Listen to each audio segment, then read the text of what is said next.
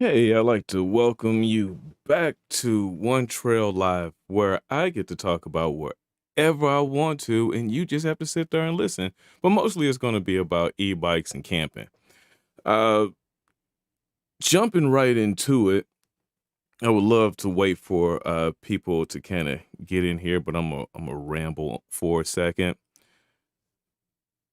The wintertime is coming, and I really didn't get to enjoy summer that much, so I'm a little upset. And I know that there are a ton of people out there that feel exactly the same way that I do. And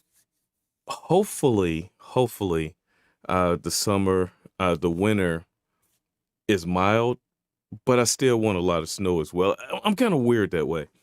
So I bought some new boots. We talked about that last week. I bought some new boots. I really, really want to uh, try those boots out so I can give the best review that I can. They are the Lake 304s. They are the updated model of the 303s. Uh-oh.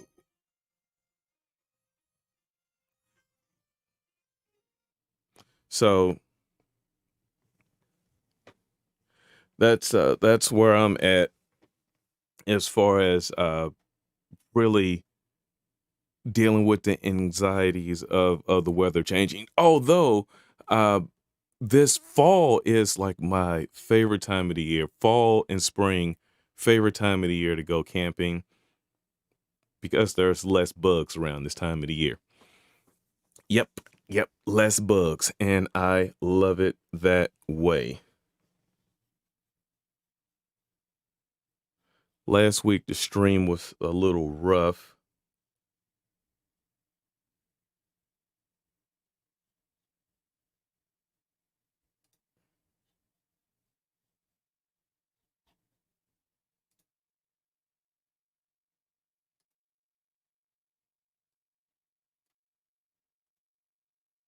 but this week I think we're going to be okay. There's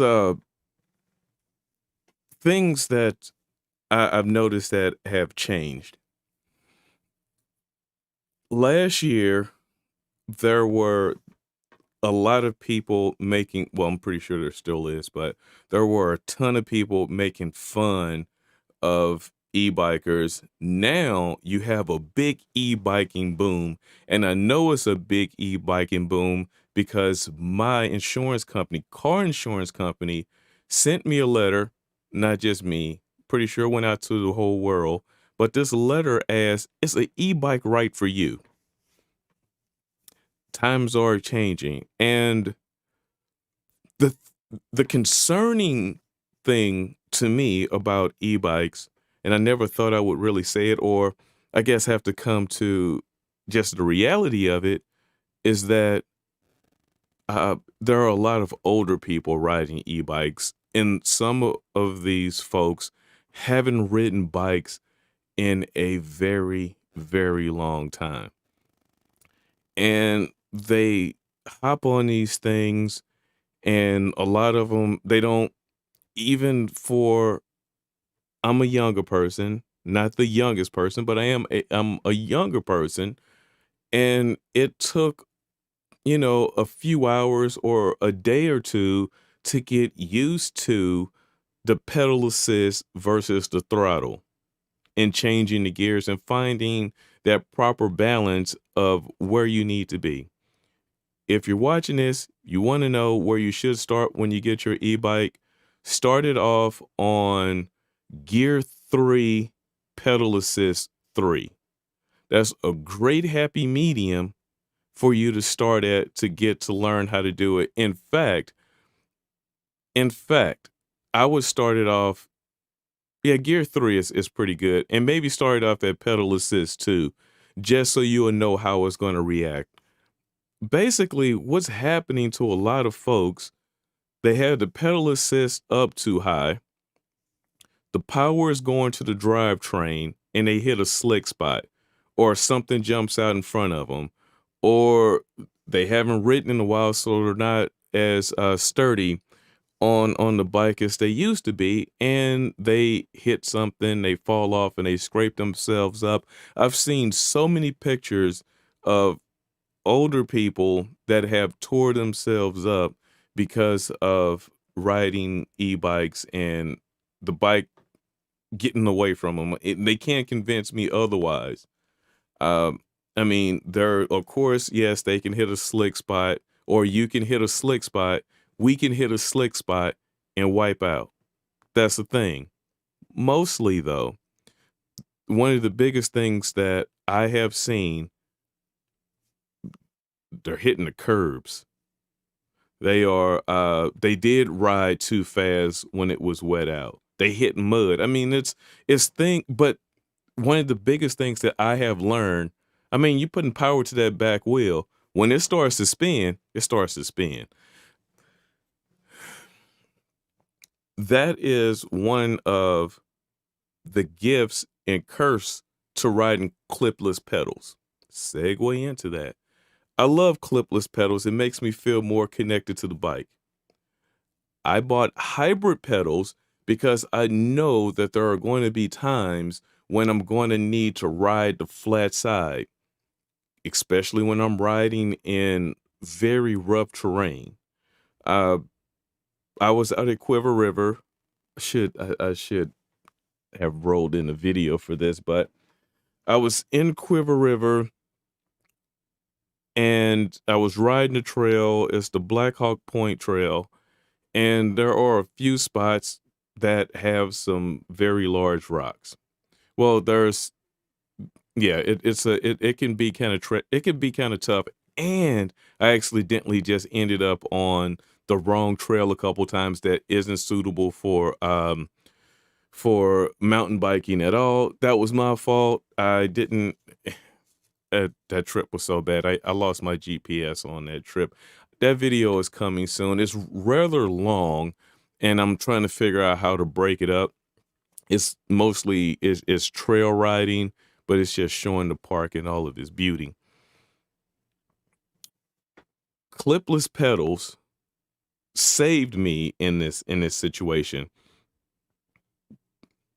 The hybrid pedals allowed me to ride clipped in when I knew it was safer, and to ride the flat side when I knew that I would possibly have to dump the bike, especially on this one part where it was the trail was very thin, rocky, and there was a 50 to 100 foot, well, 75 to 100 foot drop off. Um, you know, yes, I mind falling. I mind even more if I'm still connected to the bike. So there's that. Hey, how you guys doing? Hey, Evolutionary Tom. Hey, Chris I. How you guys doing this evening? I'm glad you joined me. Hope the sound in the video is better this week.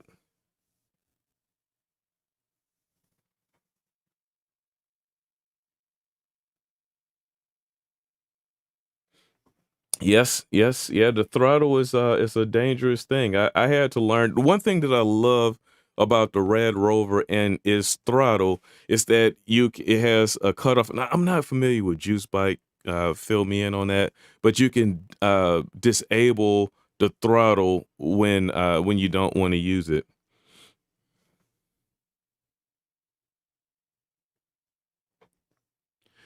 Yeah, Chris, I felt that I needed to do something different, try to revitalize myself and keep myself motivated. And this is kind of fun.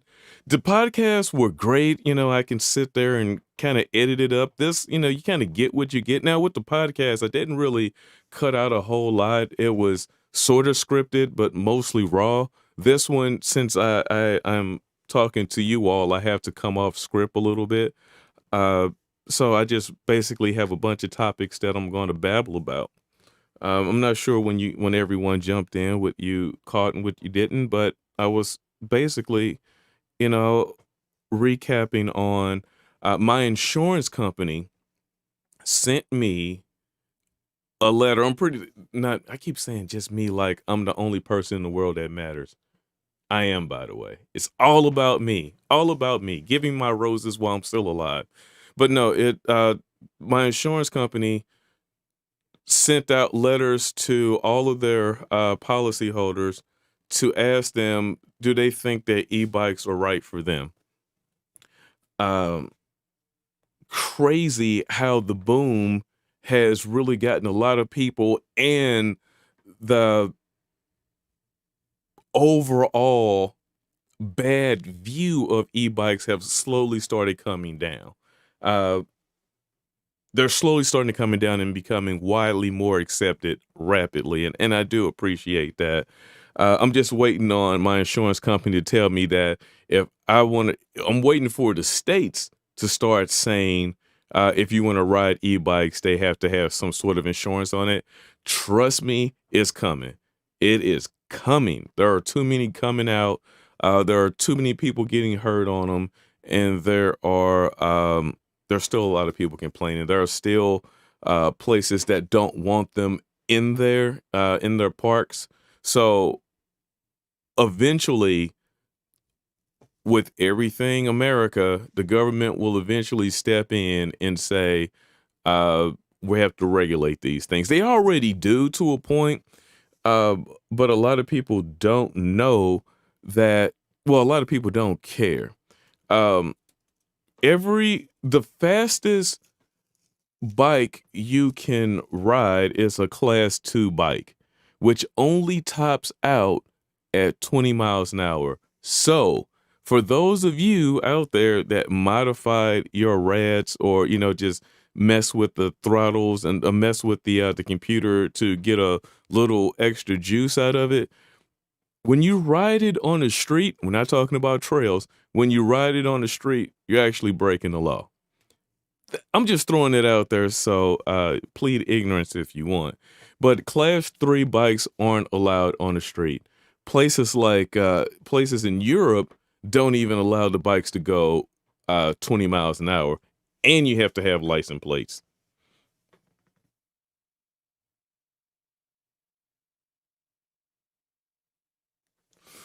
Uh, well, the shoes aren't the.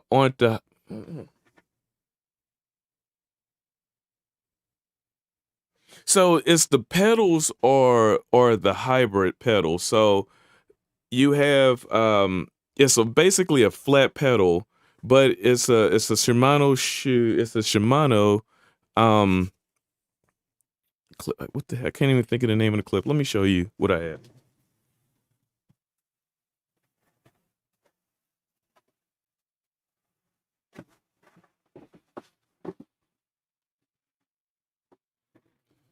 So this little clip here goes and it attaches to the pedal, but the pedal also has a side that does not have anything, so I could just ride flat on it. So when I need to dump the bike, I'm not attached to it.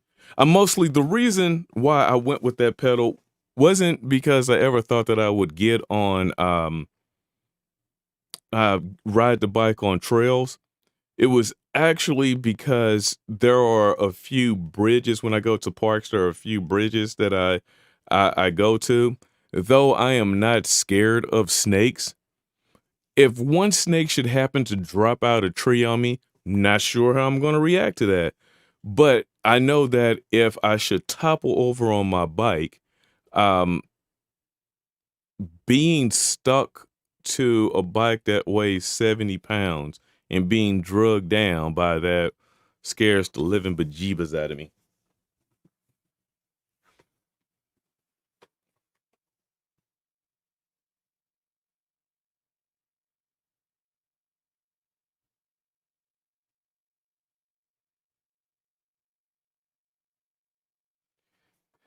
Golf shoes? So, Chris, and try not necessarily a pair of shoes that clip to the pedals, but if you invest just one time in a pair of shoes that was made for riding bikes, there is a big difference with pedal response because the sole is stiff. I would not want to walk miles in this shoe. It doesn't bend. So it allows all of your power to this point to the pedal. And you are going to get max. So they've done studies that say that there is no real difference in between, if you have the right shoes, there's no difference in between clipless pedals and regular flats. Um, I don't know if that to be true or not. I know that I have ridden in some very rocky terrain and being clipped into the pedals, my feet didn't pop off the pedals. I didn't worry about pedal slip or slipping off the pedals and getting that thing jammed into my shins. Since I have had these pedals, I have had 0 times where the pedals have hit my shins.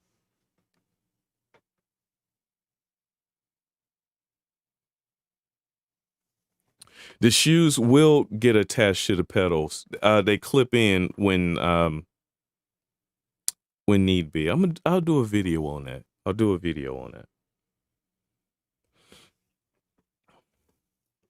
Have you guys been kind of monitoring the web and seeing different people being putting up their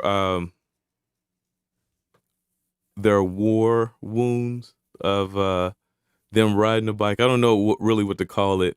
Their scars of glory. Um, I think personally, if I put up a video that says, "Hey, I've been riding my Rad Rover for 3 days and I've already fallen off of it." I don't think that's a very good promotion for the company personally.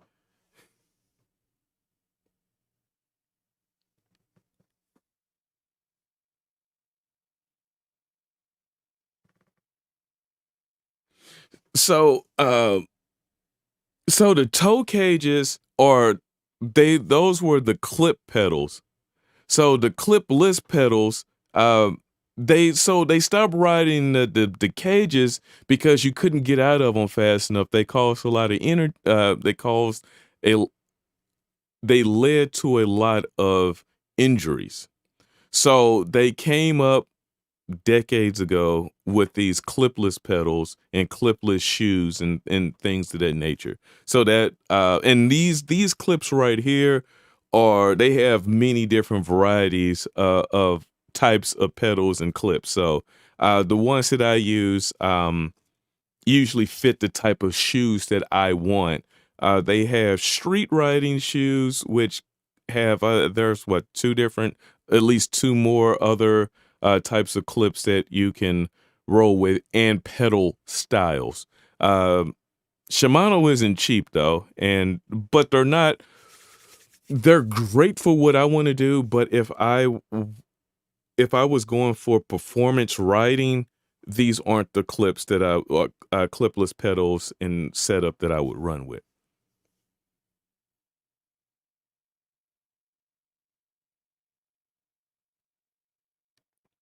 You haven't seen any crash damage yet. It may come around.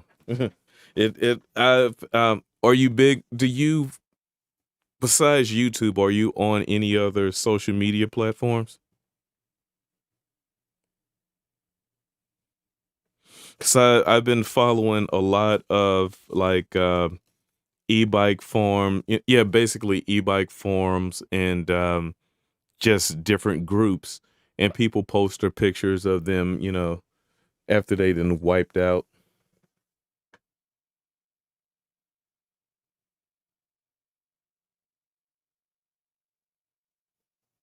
You're absolutely right. The reason that the cages and the clips it's the same. It's just the clipless system is safer than the cages. That's it. It's the same principle. One is just safer.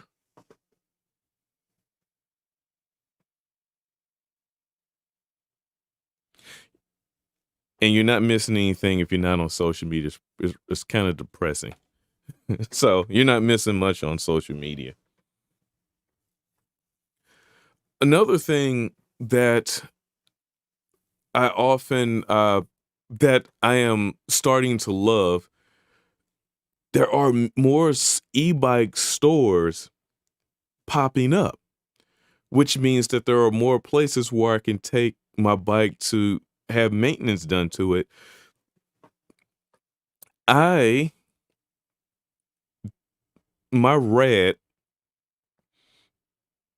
I don't I'm trying to choose the words carefully here. Since I don't always ride it in the proper conditions and I take it out to the backcountry, I'm hitting trails that is not really made for. I've the weight of me, bike, and hub with those shorter spokes on the hub motor, the back wheel.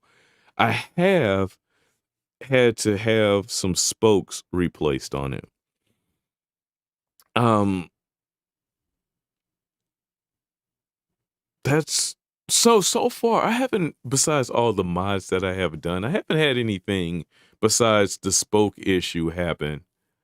But I won't say that's anything of the rad or it or the product. Spokes break all the time.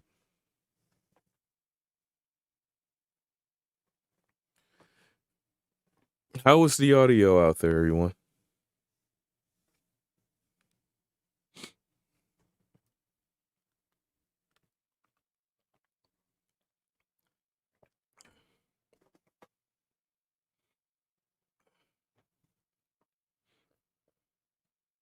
Did you all see the opening screen for you?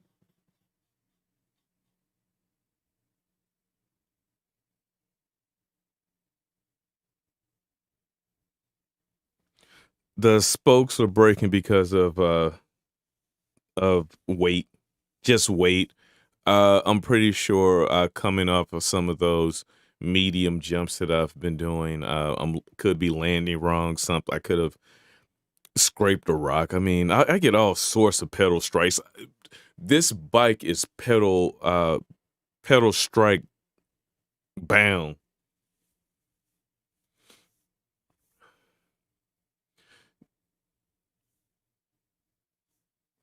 Yep, the pedal strikes are notorious, man. I'm eventually gonna have to do some work there. The under part of it I haven't really had any issues with, but man, the pedals seem a little lower. Um and it's about time for me really I'm thinking it's about time for me to find another bike. But the red will always be great, but I want a downhill mountain bike. I actually want one that has one purpose, and the days where I just want to go and take it to a bike park, that's the bike I want to take out.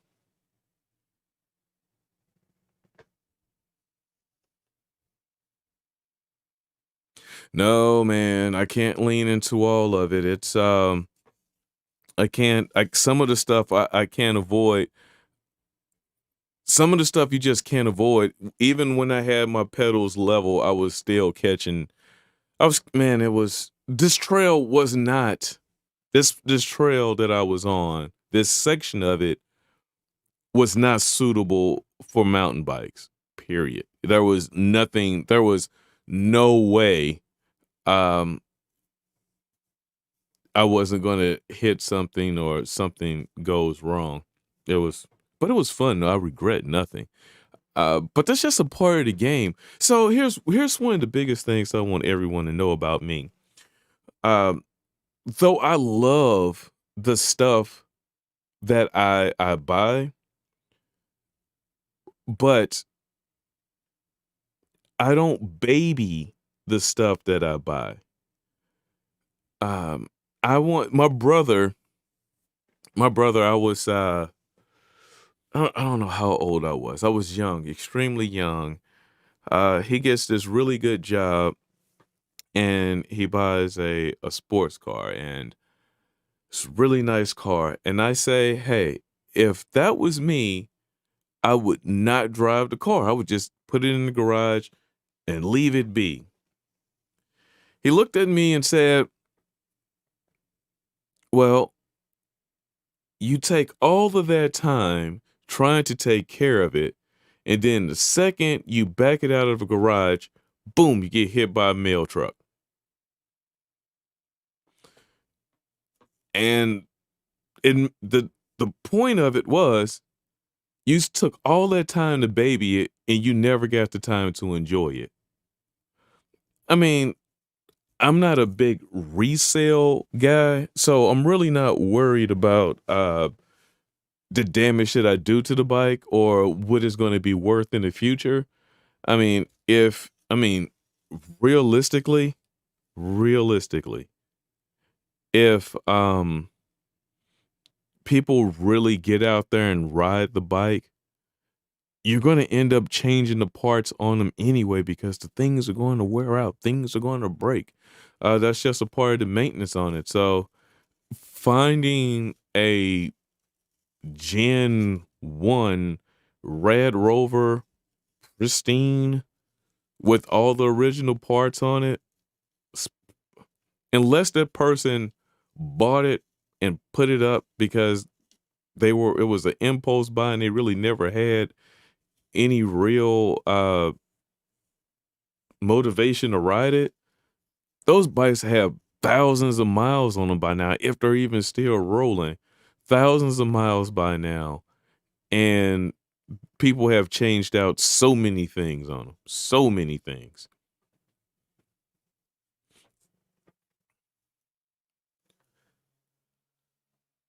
So were you guys able to catch the the very beginning of the show?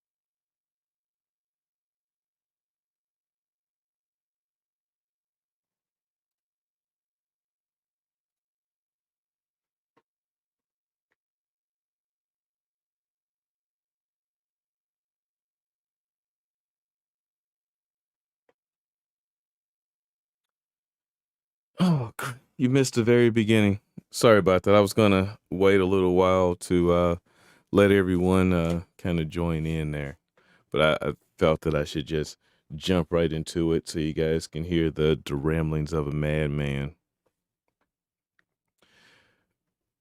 Um, but there's a lot of things bike wise that I am ready to explore. Two things that are developing, not really in my world, but just in general, what I'm seeing right now. I think that the e-bike business industry movement uh, i- is going to go. I think this holiday season,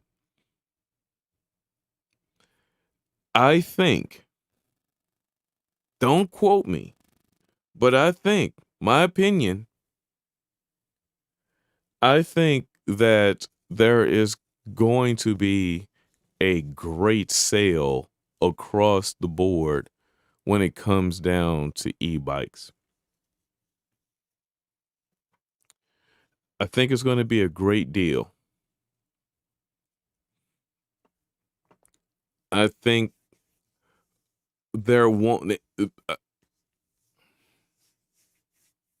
I don't see malls being super packed. I see that there's going to be a lot of cyber sales, more than we saw last year. I think that I think this will be a great e-bike investment season. So if you are, or if you are thinking about jumping into a bike, if you're thinking about getting into a bike, um, that's just something that I think it's going to happen.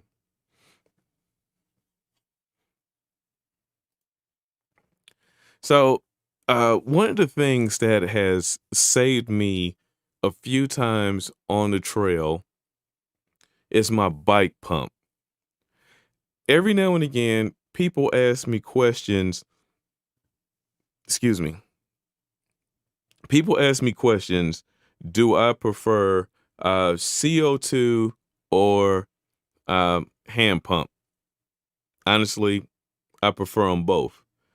Both of them have uh, uh, it has pros and cons. Um, but before we get into the pros and cons, let's check this out and then we'll jump back into it. Earlier, I deflated the tire so I could ride through sand. Well, I'm done sand riding right now, and I am going to demonstrate how to use the Briskmore tire inflator. It's a CO2 tire pump.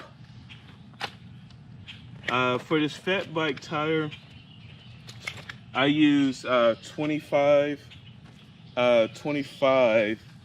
gram. I use the 25-gram ones. They make it easier.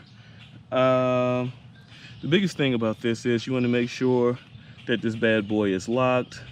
That's your bottom, where your tube slides into. That punctures it. Make sure that it's still locked. And I am going to do the majority of this on this side of it. Where is my boonie? Let me put my boonie down so I can put my knee on something. Okay, so this is really straightforward on how this rolls. Screw it on. So in order to not cross thread it, I like to back spin it first and then you spin it the correct way. That way it kind of makes sure you don't cross thread it. That's just been my thing. Now, you want to crack this open. Now, we knew that this was at about 4 PSI. So I'm gonna crack it open so I can get a grip on it. Can't really grip it from this side, from this spoke side. Okay, so then you open it up and I back off the tube a little bit. Now be careful, because this thing does get cool. And you can hear it shooting in.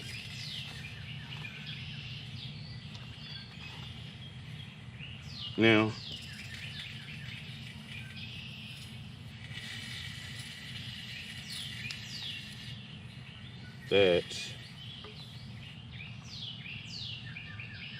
that, sir, too big. Yeah, it's not.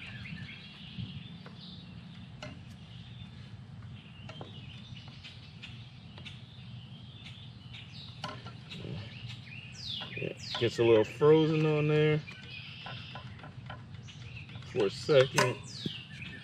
You get that right off, then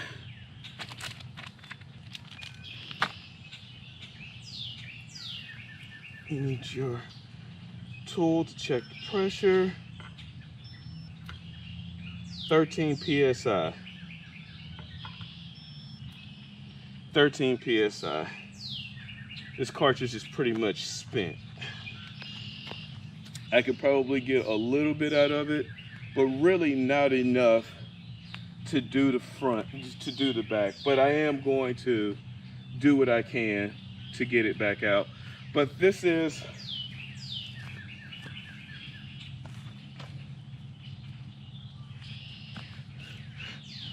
the Briskmore inflator. for your tires. 25 milligrams work best for the fat tires. You're still gonna need 2, but you'll need like 3 to 4 if you were dealing with the 16 grams. So be aware of that. Also, for fine tuning purposes, keep a pump on your bike. That is not to pump inflate the whole tire unless you are out of these, but that is to fine tune it once you get it going. So that's the pump that I have been riding with for past 2 years now. Interesting fact, CO2 is quick. As you can see, it will frost up on you quick as well. The downside to it is that that air isn't everlasting. So, uh, say you fill your tire up at noon. By noon the next day, or check it in the morning, depending on what the weather situation is, you're going to need to use your regular pump to get to regulate your pressure, because that CO2 is just going to go with the wind, literally. So don't expect for that to be the end all be all. That is, you are on the trail, you're on your way home, or you're riding home, and you need to get your tire patched and inflated. It's cold out, possibly raining, whatever the situation is. That's what you would use to in an emergency, in a pinch, get you home. You still it is not a replacement for having a regular air pump for the reasons that I mentioned.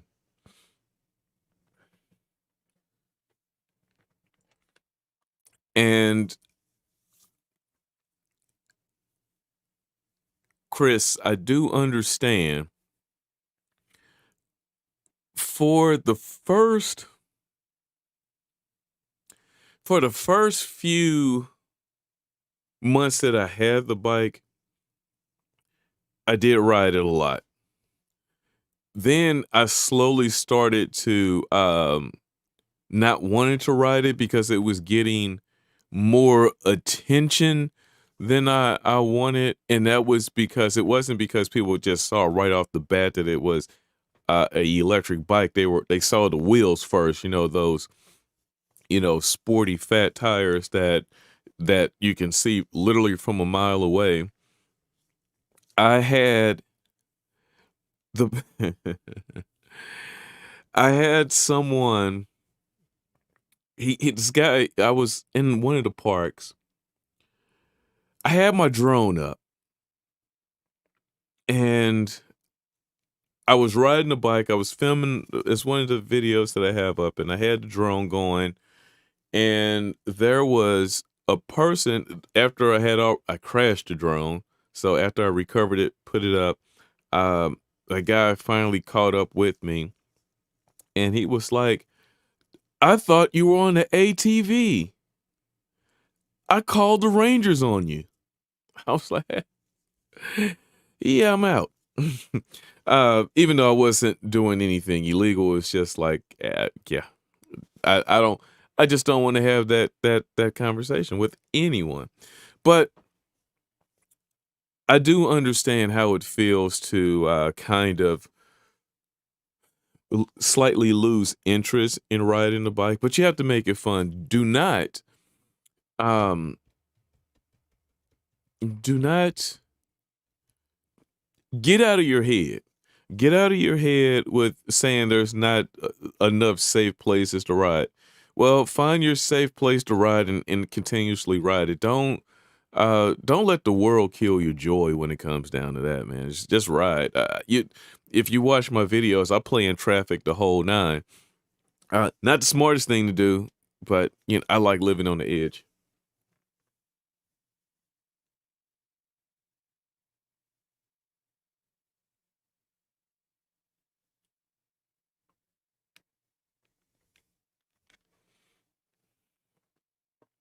Yeah, I'm pretty sure that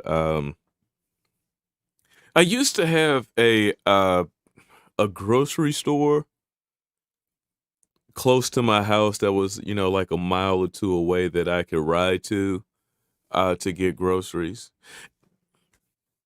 But it closed down and I have been in limbo. Well, now I just ride my bike to the different parks that are about 3 miles each direction. That's usually what I do now. Or I'm a big fan of packing my bike up and going to different locations to just have fun with that.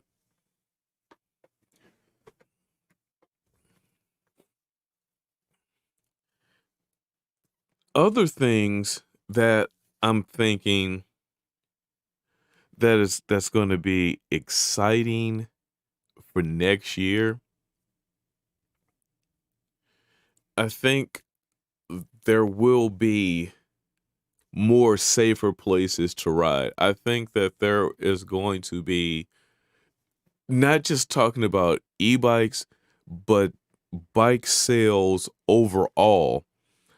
I think in time that parks are going to do more to accommodate bikes. I know that there are a lot of places now that do, but uh, Quiver River, that's in Troy. Well, I think it's in Troy. If it's not, it's in the neighboring county. But uh, Quiver River has a trail called the Black Hawk Point. I had been going out to Quiver River. Quiver River is the park that I cut my teeth solo hiking. I go to that park a lot. I like this park. It's semi quiet. It's kind of close to things, so you do have a lot of people coming into it, and you run across people more often. But the trails are easy. They're easy to hike. Some of them are rough, but I mean, overall, you can find some good trails that aren't bad. And if you have horses, they have equestrian trails. But they have the Black Hawk Point that I didn't know existed. Now, this trail is a mountain bike trail, but you can still walk on it. Part of it touches the equestrian trail. Um, but there are a lot of parks in Missouri. There's probably a lot of parks in your neck of the woods that you could take your bike to and really enjoy it.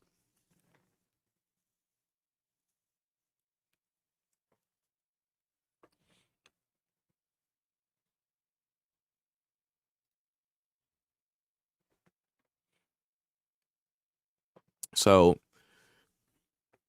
when it's all said and done, and Chris, if you're afraid, things that I realized that I need, and I was going to deflect it and throw it on you, but in reality, it's me.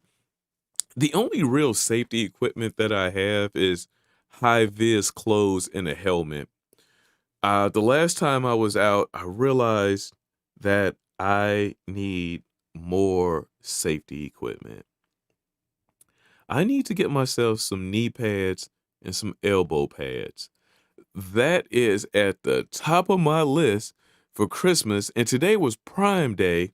I should have been checking the Prime deals for the last hours to see if I can find uh, some knee pads and stuff. I really probably should have been looking for that stuff. Um, because, you know, safety first. Uh, I forgot my gloves, and I have several pairs of gloves, but I forgot my gloves in the car, And I figured, hey, this isn't going to be so bad. It's not cold. I'm not going to turn around and get him. Some of the trails weren't maintained. Well, I ended up on trails that weren't suitable for bikes. Therefore, I came up on brush very fast, and it was different vines with thorns on them and things like that. And I ended up getting my hands cut up pretty good. That was a good time. Uh, I realized that I do a lot of stupid things. The e-bike has emboldened me to do stupid stuff. It really has. I'm emboldened to do stupid stuff on a regular basis, such as not turning around to get safety equipment and riding trails that's not suitable to be ridden on. Uh, but the my brakes that my brakes performed great. I didn't feel uncomfortable on those trails. I almost broke my neck though, but that wasn't because of the trail. That wasn't because of the brakes or the bike. That was just that trail. I will say this, and I doubt I'll get any flack for it. Fat bikes, that's not for enduro downhill, man. I was a little worried because I was hitting it pretty good at times, but man, that bike bounces around like none other. And that's how I almost broke my neck.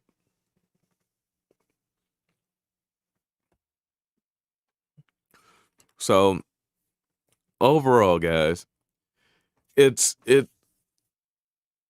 things that I want you to take away from this live show is that we're all getting older and we have to take care of ourselves and make sure that we get the proper safety equipment and um, not get too comfortable with our surroundings and the bike and push it past its limits and ours. Other things that I want to really enforce is don't be afraid to ride your bikes. Don't be afraid to ride your bikes. Get out and enjoy it. Don't baby it. You know, the biggest thing is that battery isn't going to last forever. You know, eventually they're going to change batteries on it again. So you're going to have to get aftermarket A, B, and C's. So it's don't even live, man, ride that bike, man. And when that bike is beat up and 20 years down the road, Rad is still around with their 50th model or something, and you could just say, hey, I was there when you guys were very, very small. And that's what you guys can live up to.